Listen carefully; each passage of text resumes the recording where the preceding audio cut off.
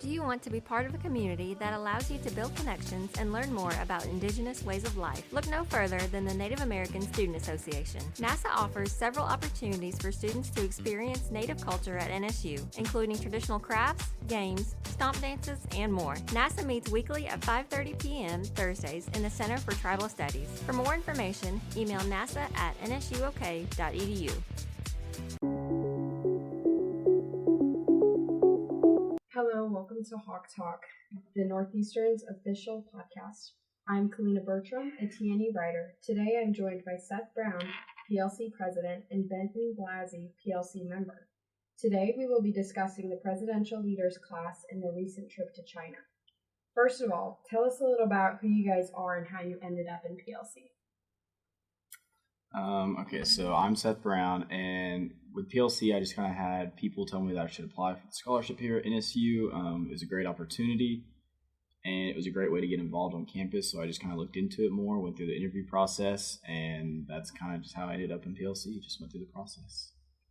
Yeah, I'm Benton Blasi, and I was very involved in high school, and there were some teachers at my high school, which was Nowata, that had some siblings and kids that were in the PLC program, and they kind of encouraged that. And then I looked into it, and like Seth, went through the interview process and was lucky enough to receive the scholarship.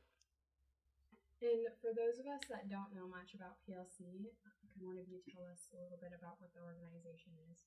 Yeah, so the President's Leadership class is a scholarship that basically picks usually anywhere from 20 to 25 students that are usually like high school leaders or show leadership qualities. And in how I kind of view it is it's basically NSU putting an investment on students. It's a scholarship. It pays a good amount towards your college tuition and different things like that. And they're just basically saying we want to pay you to come here to be leaders on campus and make our campus better. Thank you. And for this trip, who in PLC was eligible to go to this trip? Any seniors by credits or I guess technically it's juniors. Very recently, it used to be a senior trip, but they've transitioned it to a junior trip, where if you're a junior by credits or just by a year, you can go. And one of our writers, Bethany, she recently wrote a piece before the trip happened. Her article mentioned that NSU's goal through this trip was to strengthen our partnership with China. What did you guys do to achieve these goals? Were there a lot of seminars and meetings? Yeah, we went to, I would say the first 3 days of our trip was pretty touristy stuff, and then the last 4 or 5 days of it was pretty business oriented, whether it was touring colleges, having meetings with the different colleges that they had there, or going to the middle schools and the high schools and stuff that we went and took a visit to. A lot of what we did, those first days, went to the Great Wall, went to the Forbidden City, the Summer Palace, definitely the more touristy, the cool attractions to go to and look at. And then we went to, it was called the Hebei Normal University in China, and the first day they had a leadership symposium, and they had a bunch of speakers. Me and Benton both spoke at it. Several NSU faculty also spoke there, and then they had Chinese speakers on behalf of their school that spoke. And this year it was all centered around AI and youth leadership. So they kind of talked about that and the future of that, and just expressed their hopes and desires to continue the partnership with NSU and Hebei Normal University. That's interesting. So did you get to meet a lot of students at our different schools? I know we have a campus that we're really closely associated with in China. So did you guys get to meet a lot with those students and network over there? Yeah, there's a lot of English majors studying English in China, and so a lot of students from that program got to basically just spend those couple of days with us and just kind of walk around with us, acted as translators, guides. Nothing came out of our pockets. I think they said it was $5,000 per student to go, if you count the travel, the stay, all the excursions what we were doing and stuff like that. But I believe that the Chinese government subsidizes a lot of, I think they just pay for a lot of the stuff that we were doing. So because I think they're trying to bring in tourists, so I don't know how much like exactly came out of NSU's pocket. But We're not told exactly like what the financial or budget side of things are. It's somewhere in between that partnership with NSU and the Chinese university and government. But yeah, it's definitely just their way of trying to get more people to come to China and see what it's like, and just overall increase the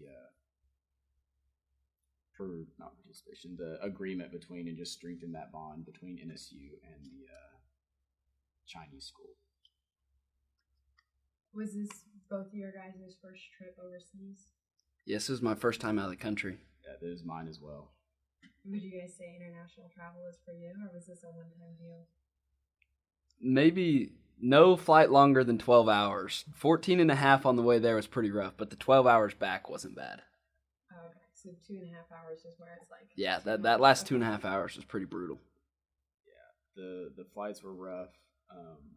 Lots of walking around, lots of movies watched, thanks to the airlines. Shout out United. Yeah. Got a lot of movies. Lots of people just were not watching movies, which blew my mind. They were just watching the flight tracker for about 14 hours. That was pretty crazy. Did the Chinese government pick you guys to get first class, or is that where they drew the line? Nope, we're in economy. Yeah. We could upgrade our seats.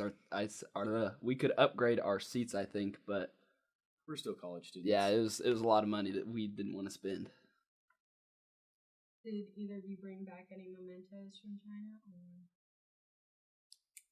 I brought back a good handful of just like snacks, because they had a lot of different. My favorite snack I had while I was over there was actually Cheetos, but it was like steak flavored Cheetos. But yeah, they always have multiple different flavors that are crazy that you can only get at certain shops. Yes, like everything was like different flavors, not the usual. And then I brought some just like challenge coin things I got from the Great Wall. That's just a long running like gift and tradition in my family. We just like to collect challenge coins, so I bought them for several family members and just other little memorabilia and things like that. I like Seth. I bought a bunch of snacks. We both bought suits from the market, tailored suits that were pretty cheap compared to American tailored suits. And then just like some little knickknacks and stuff for my little sister, but nothing too crazy. Is there anything about the trip that you guys would like to share that I may not have covered? I mean, it was a great opportunity. We really enjoyed getting to go and just kind of explore and learn all the history and just see the different cultures, because I mean, for both of us, it was our first time out of the country, so seeing how a different part of the world just operates and goes about their daily life, it was just an interesting experience, something to take and learn from. And I don't know, I would say anyone who has the opportunity to do it, definitely do it. And just in general, if you have the opportunity to go out of the country into another place, I would definitely try to jump on that and do it. Yeah, I like that. Sounds good. Okay, well, I appreciate both of you guys for taking the time to meet with me. And thank you all for listening to Hawk Talk Podcast. You can visit us at nsunews.com, Spotify, or follow our social media pages at TNE on Instagram and the Northeastern on Facebook.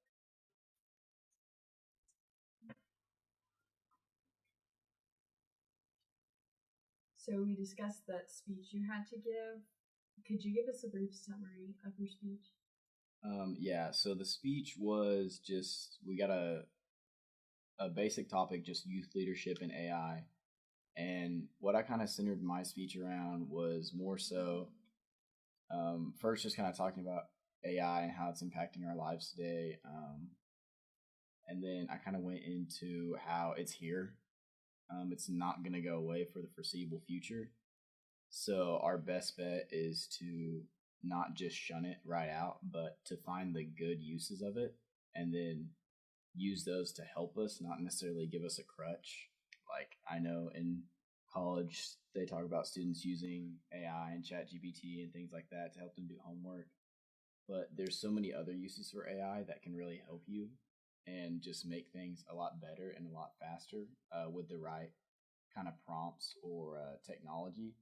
So if we find the ways to do it like that and don't use it as a crutch and use it more as a support item, then it will help us in the future. And I just also touched on that AI is only like a code and just a generative machine.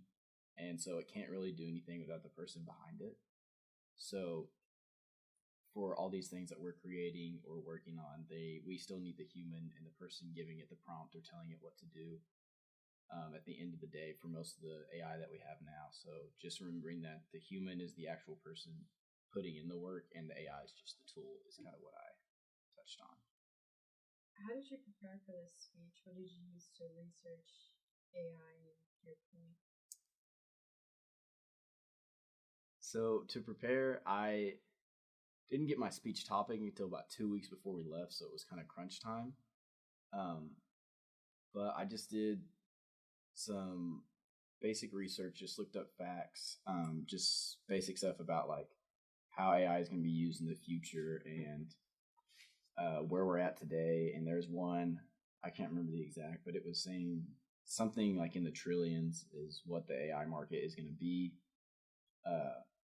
in the like next 10 years or so. And so I just kind of basically said, if we don't hop on that train, we're essentially going to be left behind. And that's a lot of opportunity and money in general just to leave there and not be a part of. So just stuff like that. And then just a lot of what I did was more so speaking to AI and how we use it in leadership and kind of what we should do with it, not necessarily the cold hard facts, but how as leaders we should go about using AI. And did you have an opinion about your speech before you started looking into it? Like your opinion on the usefulness of AI and is it right, is it wrong? And did like looking into it and doing your research, did it change or enforce your opinions at all? I wouldn't say it changed any of my opinions. I kind of went into it with the mindset that AI is a tool and that's what we should be using it for. More so, like, I think about it as students that are using AI today in like universities. It's going to be really scary whenever we get up in a few years and, if there are those doctors or other professions that just use AI to get through their schooling, like, is that who you want to be the one working? Just basically catered to us and helped us around the campus in whatever fashion we needed. There was probably, 4 or 5 groups of students, and each of them had like 2 to 3 translators or guides with them at all times. And then we had people taking pictures and videos, and our main guide person we called him Q. His name was Quan. I don't know his last name. I don't know Couldn't either. pronounce it, to be honest. And he's a grad student here at the NSU Tahlequah campus, but from China. So he was kind of the lead person for getting us around and making sure things got done. Did you guys have tasks or assignments within PLC that you had to complete, like certain things you're required to do while over there, or was it just a purely network? Not really. I'd say the only person with a task before we went over there was Seth. Before we left, they said we needed one person to give a speech about the AI and future leadership or whatever. And then when we got over there, they asked me if I would give like a shorter speech just about my first experiences in China. But other than that, it was really just have fun and go see all the things and take it all in. Okay. I was wondering about that. If you guys just had certain stuff, if you went around, you had to do maybe a review, or how did your guys' classes react with you guys being gone? I know Cassie had you taking photos for photography 2 class to get participation points. Did any of your guys' other classes have you do anything like that? Not really. I'm a finance major and all my classes are all online, so I just worked ahead and got all my stuff caught up before we left. So yeah, all my classes very similar. They just said we'll work with you when you get back, or like for digital photography, she had me take pictures of China while I was there, and I'm gonna upload those and use those so they can showcase PLC and just NSU students being in China. You guys mentioned you did tours of the Great Wall and stuff. Were there other activities they had organized for you guys aside from checking out different schools and monuments and stuff? It was a full. They had our day scheduled from about 8:00 in the morning to about 8 p.m. that night. Every day we were over there. We went to saw the Great Wall. We went to some of the markets that they have around there that are like, you barter for your price instead of just like it's set there. So that was pretty fun. What did we do the next day? Went to we did Forbidden City first, Oh, and yes. the Great Wall, and then we went to the market where you can negotiate for prices. Those days were mainly just full of tourist days and going to other smaller locations, just kind of walking around. I think we went to another like street market type of thing. Mm-hmm.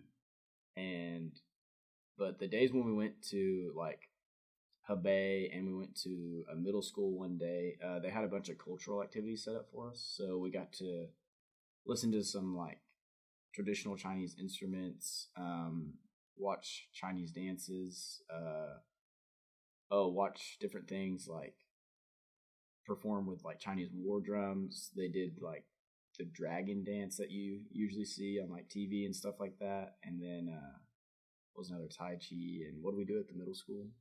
We played ping pong. What else? We made like fans out of cutting paper. We painted inside of a glass bottle. What else did we do at the middle? They did I don't know, it's Tai Chi or Kung Fu, something, one of those. Yeah. But our days were pretty packed. It was a lot of just going with the flow, and just when they tell you to get on the bus and go somewhere, you just load up and just show up at your next destination and have fun. Okay, perfect. I was a little worried all you guys did was sit through seminars and stuff, which, you know, saying you went to China for spring break would be super cool, and I don't know how many other people on NSU campus can talk that for their spring break, but if it was just to sit through speeches and stuff, maybe not have, I wouldn't have viewed it as worth it. It was I'm glad definitely. you guys got to have some fun. Yeah. So, where did you guys stay throughout the trip? Holiday Inn.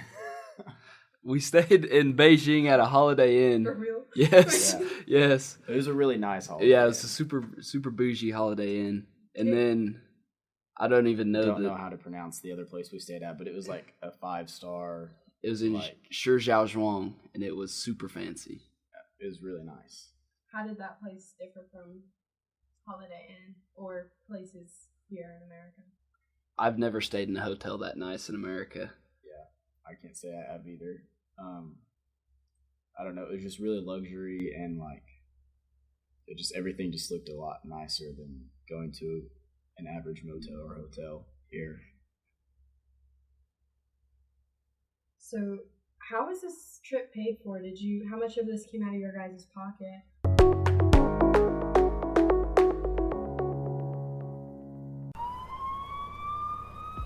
University police urge students to sign up for the Emergency Alert System. The EAS notifies the community through text, email, the UC Marquee, voicemail, and a campus-wide public address system. The EAS is activated after confirmation of an emergency or dangerous situation involving an immediate threat to the safety of those on campus. To opt into the Emergency Alert System, visit eas.nsu.edu. Stay safe, stay connected, stay aware.